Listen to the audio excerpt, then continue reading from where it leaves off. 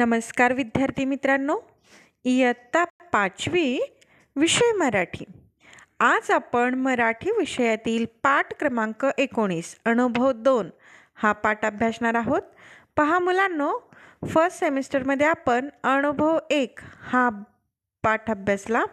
आज आपण अनुभव 2 हा पाठ अभ्यासणार आहोत. आपण दैनंदिन जीवनामध्ये अनेक कामे कृती करत असतो. अनुभव म्हणजे काय, तर दैनंदिन जीवनात जी काही रोजची दिनचर्या आपण करत असतो, जी कामे आपण सकाळी उठल्यापासून ते रात्री झोपेपर्यंत करत असतो, त्यामध्ये सकाळी लवकर उठणे, शाळेत जाणे, खेळ खेळणे, घरकामामध्ये आईला मदत करणे, अभ्यास करणे, रात्री एकत्र जेवण करणे, या सगळ्यांचा अनुभव आपणाला येत असतो. म्हणजेच काय, तर दैनंदिन जीवनात जे काही समज आपणाला येत असतात, काही नवनवीन गोष्टी आपणाला शिकायला मिळत असतात, त्यालाच अनुभव असे म्हणतात.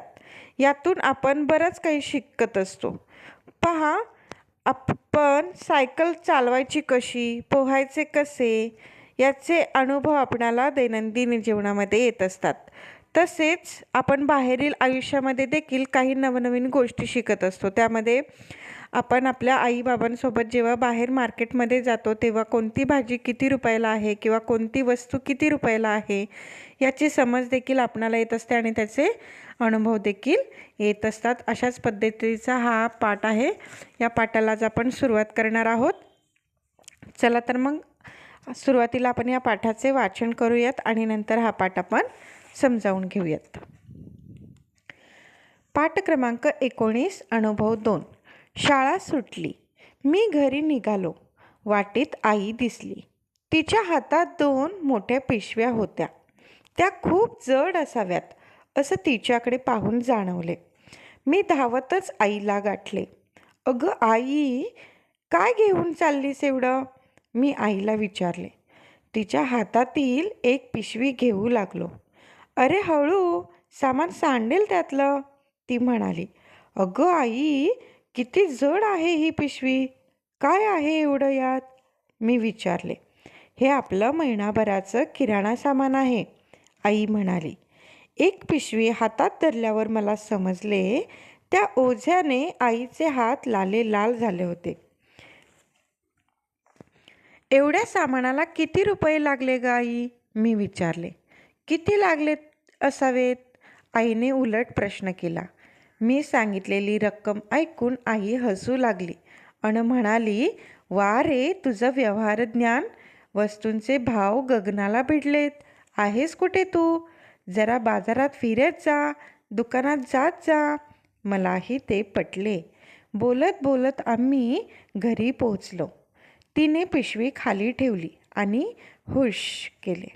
बराच वेळ ती स्वतःचे हात दाबत होती.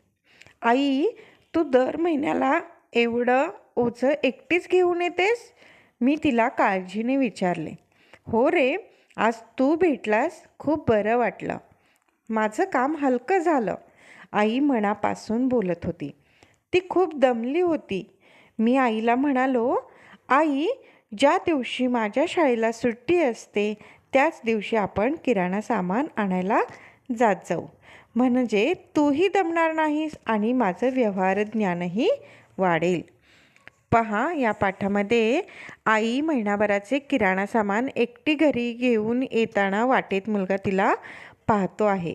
तिचे कष्ट मुलाला जाणवत आहेत, तेव्हा तो आईला किराणा सामान सुट्टीच्या दिवशी दोघांनी आणायचे सुचवतो आहे. त्यामुळे आईला मदतही होईल आणि तिचे कष्टही कमी होतील. चला तर मग सविस्तर माहिती आज आपण या पाठाची पाहूयात. पहा, पहिल्या पॅरेग्राफमध्ये काय सांगितलेलं आहे. शाळा सुटली आणि मी घरी निघालो. वाटेत आई दिसली. तिच्या हातात 2 मोठ्या पिशव्या होत्या आणि त्या खूप जड असाव्यात असे तिच्याकडे पाहून त्याला जाणवले. आता इथे पहा, तुमच्या वया एवढाच एक मुलगा आहे आणि त्याला आलेला जो काही अनुभव आहे तो या पाठामध्ये आपल्याला इथे सांगत आहे. पहा, शाळा म्हणजेच काय, तर विद्यालय स्कूल. शाळेची सुट्टी झालेली आहे आणि तो घरी जायला निघालेला आहे. घरी जात असताना त्याला त्याची आई वाटेमध्ये दिसते आणि आईच्या हातात 2 मोठमोठ्या पिशव्या त्याला दिसलेल्या आहेत.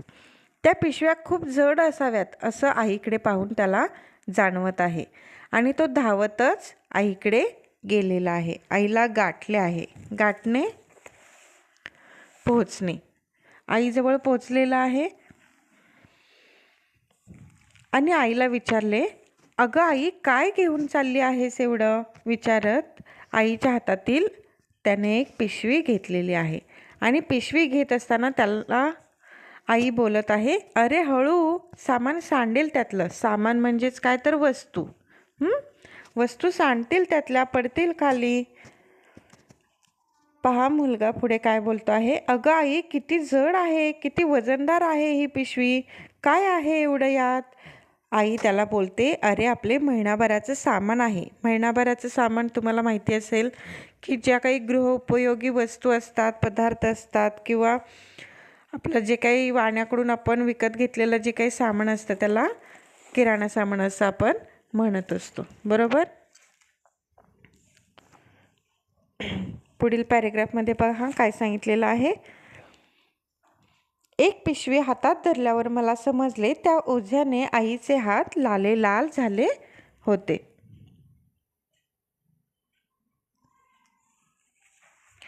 एवढ्या सामानाला किती रुपये लागले आई? मी विचारले. किती लागले असावेत? आईने उलट प्रश्न केला. आता इथे पहा, एक पिशवी हातात धरल्यावर त्याला समजलं की या सामानामुळे, या वजनदार पिशवीमुळे आईचे हात कसे झालेले होते?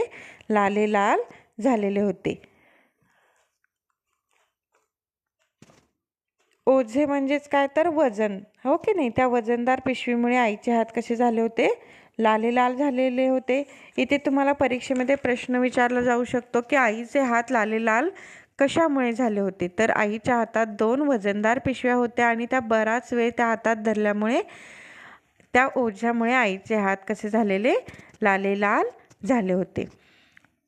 पुढे पहा, त्याचे प्रश्न वाढतच जात आहेत. एवढ्या सामानाला किती रुपये लागले ग आई? असे मुलगा आता आईला प्रश्न करत आहे. आईने त्याला उलट प्रश्न त्यालाच सांगितलेला आहे की तूच सांग बरं आता किती लागले असतील. आणि त्या मुलाने सांगितलेली रक्कम ऐकून आईला हसू आलेलं आहे.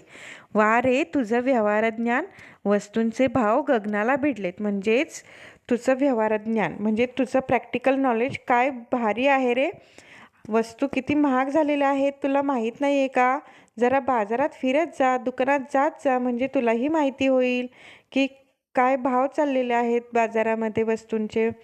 मलाही ते पटले. म्हणजेच आता मुलालाही ते पटलेलं आहे आणि बोलत बोलत आता ते दोघेही त्यांच्या घरी पोहोचलेले आहेत.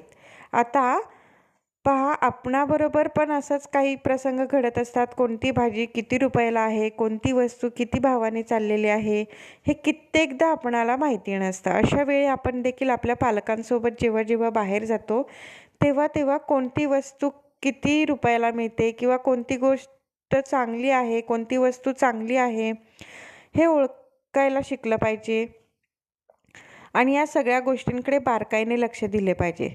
तसेच तुम्ही सर्वजण हुशार आहातच, पण त्याचबरोबर ज्या काही चालू घडामोडी आहेत त्याचसोबत अपडेट राहणं देखील तितकंच गरजेचं आहे. ते दोघेही आता घरी पोचतात आणि आईने हातातली पिशवी काय केलेली आहे? खाली ठेवलेली आहे आणि हुश केलेले आहे. हुश करणे, मोकळा श्वास घेणे, भाव गगनाला भिडणे, खूप महाग होणे. आता बराच वेळ आई स्वतःचे हात दाबत बसलेली आहे. वजनदार पिशव्यामुळे काय झालेलं आहे? आईचे हात दुखत आहे. त्याच्यामुळे आई काय करत आहे? स्वतःचे हात दाबत आहे. अगं आई, तू दर महिन्याला एवढं ओझं एकटीच घेऊन येतेस? पहा, मुलगा काळजीने येते, चिंता वाटत आहे मुलाला आईची आणि त्याच्यामुळे मुलगा आईला बोलत आहे, अगं आई, तू दर महिन्याला एकटीच एवढं सामान घेऊन येतेस? तर आई बोलते, हो रे, आज तू रस्त्यात भेटलास, खूप बरे वाटले. आई काळजीने विचारत होती, त्यामुळे मुलाला वाटेत भेटल्यामुळे थोडा का होईना आईचं काम कसं झालेलं? हलकं झालं होतं आणि आईला बरं वाटलं होतं. आई हे अगदी मनापासून बोलत होती. ती खूप दमलेली होती. दमणे, खूप थकणे. मी आईला म्हणालो, आई, ज्या दिवशी माझ्या शाळेला सुट्टी असते त्याच दिवशी आपण काय करायला जात जाऊ, किराणा सामान आणायला जात जाऊया. म्हणजे तूही दमणार नाहीस, तूही थकणार नाहीस आणि माझं व्यवहारज्ञानही वाढेल. व्यवहारज्ञान म्हणजेच प्रॅक्टिकल नॉलेज. इथे आईबद्दल वाटणारी जी काही काळजी आहे आणि या मुलाचा समजूतदारपणा आहे, हा या पाठामधून अनुभव 2 अतिशय चांगल्या प्रकारे आपल्यासमोर मांडलेला आहे. अशा प्रकारे अनुभव 2 हा पाठ आज आपण इथे अभ्यासलेला आहे. सर्वांनी आपल्या मराठीच्या नोटबुकमध्ये हा पाठ स्वच्छ अक्षरामध्ये लिहून काढायचा आहे. धन्यवाद.